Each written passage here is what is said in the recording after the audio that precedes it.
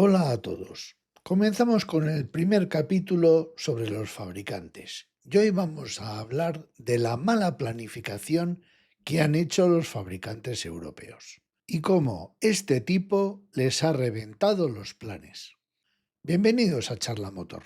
Wanna move my feet, wanna drink my wine, wanna move my feet, wanna drink my wine. Hay un pequeño libro que en teoría todo el mundo conoce, pero cada vez estoy yo más convencido que muy pocos han leído, que se llama El arte de la guerra, de Sun Tzu. Y en este libro, la primera y más importante conclusión a la que llegas al leerlo es que hay que ser prudente. Siempre hay que ser prudente y antes de tomar una decisión arriesgada como es ir a la guerra, hay que saber que la tienes ganada. Y si no, no te molestes, porque yo no sé qué pasa, que todas las guerras que han empezado con esto lo liquidamos en 15 días, van para años. Que se lo digan, por ejemplo, a la Primera o Segunda Guerra Mundial.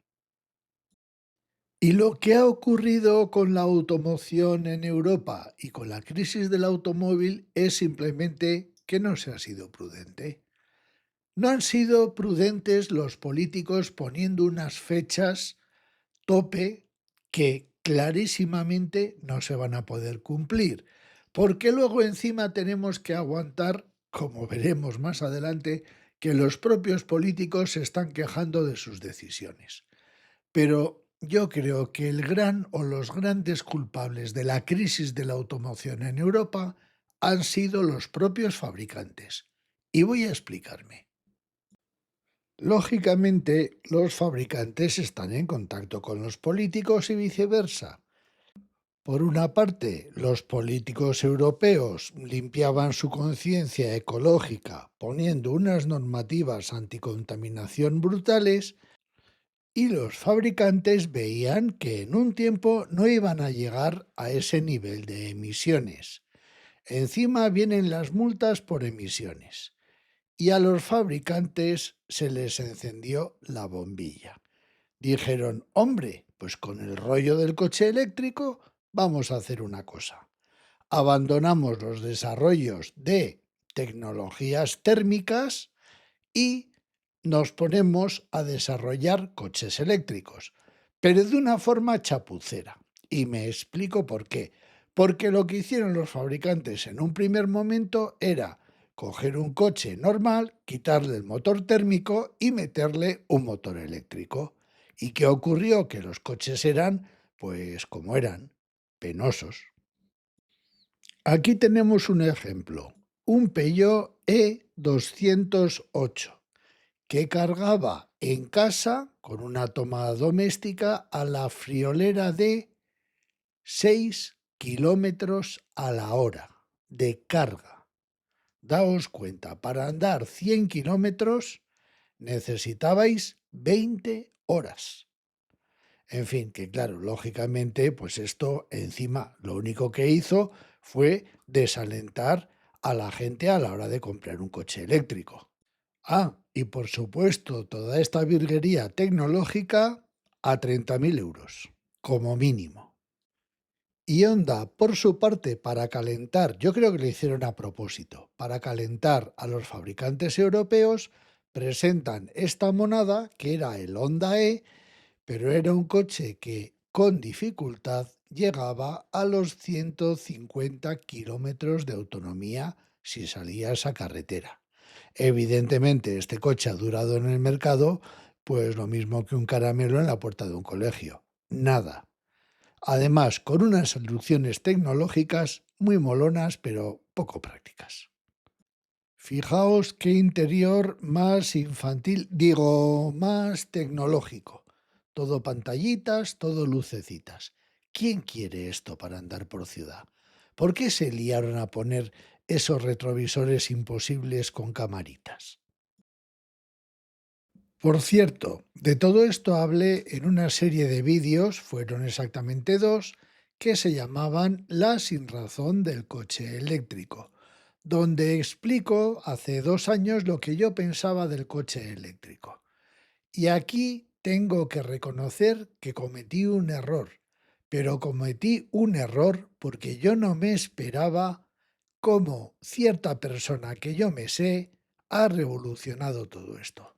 Pero sigamos con lo que pensaban los fabricantes. Pues encima los fabricantes deciden subir el precio de forma disparatada a los coches térmicos para intentar ganar más dinero y hacer atractivos a los coches eléctricos. ¿Qué es lo que han logrado? Pues no han vendido ni coches eléctricos ni coches térmicos. Un ejemplo de esto, que a mí personalmente me pareció sangrante, fue el del Nissan Qashqai. Cuando hice una prueba del Nissan Qashqai de la anterior generación comparándola con el nuevo, aparte de decir claramente que el motor diésel era muy superior a la gasolina y que tenía muchísimas menos emisiones, me llamó poderosísimamente la atención que el nuevo Qashqai era muchísimo, pero muchísimo más caro que el anterior, exactamente 7.000 euros como mínimo. Y claro, me di cuenta que la propia Nissan presumía que el beneficio que sacaban por cada unidad había aumentado un 38%. Y como era de esperar, pues las ventas se han desplomado a la mitad. A mí me encantaría saber quién toma estas decisiones. Así que tenemos unos fabricantes que suben precios sin motivo para poder dar la sensación de que los eléctricos no están mal de precio. Los eléctricos están disparados. La gama se reduce, se cargan los motores diésel. Yo, de verdad, sigo preguntándome quién diablos toma las decisiones en los fabricantes, porque vamos a echar un vistazo a diferentes fabricantes europeos y vamos a ver que la risa va por barrios. Y vamos a verlo por orden alfabético. Y comenzamos por Audi, que es una de las pocas marcas que ha logrado mantenerse en un nivel de ventas similar desde 2000 hasta 2023. Pero fijaos cómo han bajado las ventas en los últimos 10 años. Y el caso es exactamente igual en BMW. Fijaos, pero BMW es que ha perdido ventas de 2019 a 2023 casi un 30%. Si miramos las ventas de Citroën, entramos en depresión. ¿Para qué vamos a decir otra cosa? De vender casi 900.000 unidades a quedarse en 300 poco mil. Hay que reconocer que lo de Stellantis le ha sentado muy mal a Citroën, aunque con PSA tampoco le iba mucho mejor. Lo de Fiat es directamente una película de terror. De vender 1.100.000 unidades a quedarse en 350.000. Sin comentarios. Y menos mal que siguen teniendo el Panda y el 500. A ver qué van a hacer cuando estos dos modelos salgan del mercado. Pero siempre hay alguien que te supera. Fijaos en Ford. De 1,5 millones de unidades vendidas a 360.000. Si Henry Ford ve esto, le da un esparaban. Y visto lo visto, claro, para Jaguar Land Rover la cosa no está tan mal. Solamente han bajado casi un 50% de las ventas. Pero fijaos el pico que tuvieron en 2019. ¿Por qué habrá sido que Jaguar Land Rover ha caído de esta manera en las ventas? ¿Por qué será? ¿Por qué será? Visto lo visto, Mercedes se tiene que dar con un canto en los dientes, porque en realidad desde el año 2000 solo ha perdido, pues eso, aproximadamente 150.000 ventas. Pero claro, de 2019 a 2023 ha perdido un 40% de las ventas. Pero todo es susceptible de empeorar. Entramos en la zona de los cataclismos. Opel, de 1.500.000 a 351.000 unidades vendidas. Esto es un cataclismo. Cataclismo que se empieza a vislumbrar también en Peugeot. Stellantis está sentando muy mal a todo el mundo, yo lo siento. Fijaos en las ventas. ¿Qué habrá pasado para que prácticamente hayan bajado a la mitad de ventas en 4 años? ¿Qué habrá pasado? Renault es otro de los damnificados, como veis aquí. Prácticamente están a la mitad de las ventas que tenían hace 25 años. La mitad. Lo de SEAT también es digno de estudio. Han tirado por la ventana una marca que iba de cine para dejarla morir e imponer una marca como Cupra con un mercado, para mí, muy limitado y demasiado globero. El tiempo dirá si tengo razón o no. Y Skoda, en cambio, pues nos muestra cómo con una gama coherente, racional y pensada y sin tonterías, uno pues se hincha a vender. Simplemente ha cuadruplicado sus ventas. Lo de Volvo es una incógnita. Ahora mismo se está sosteniendo gracias a los modelos híbridos y electrificados, pero los motores térmicos ya están en sus últimos estertores y no han desarrollado más. ¿Qué ocurrirá?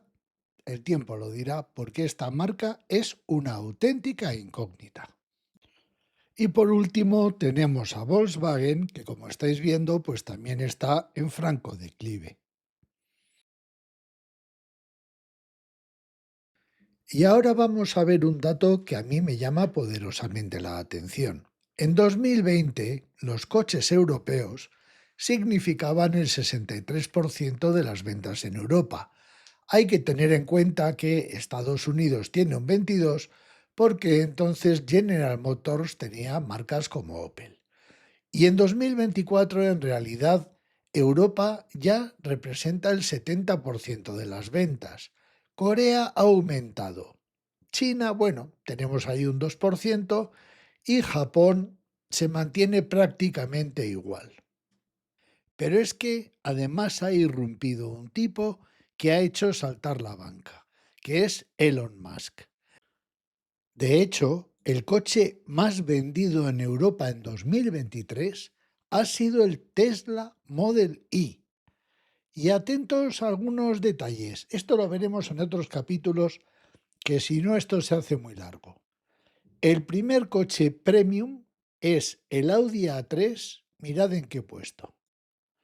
El primer coche chino en ventas, que luego hablan de los chinos, ya tocaremos el tema de los chinos también, es el MG ZS, que es en el puesto 40. Y el primer coche eléctrico después del Tesla es el MG4 en el puesto 61. Y el primer coche eléctrico europeo es el Skoda Enyaq en el 72. Al final, los fabricantes europeos no venden coches eléctricos. ¿Por qué?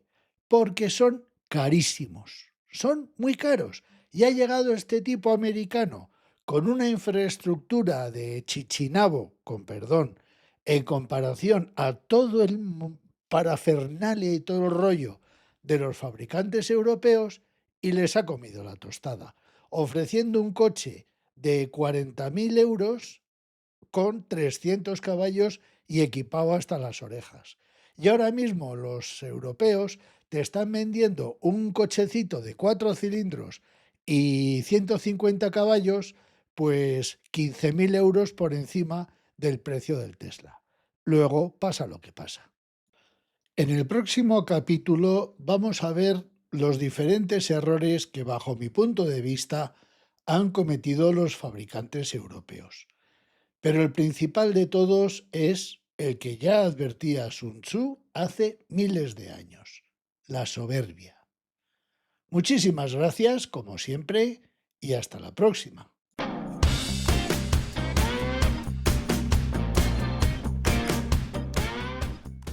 Wanna move my feet, wanna drink my wine.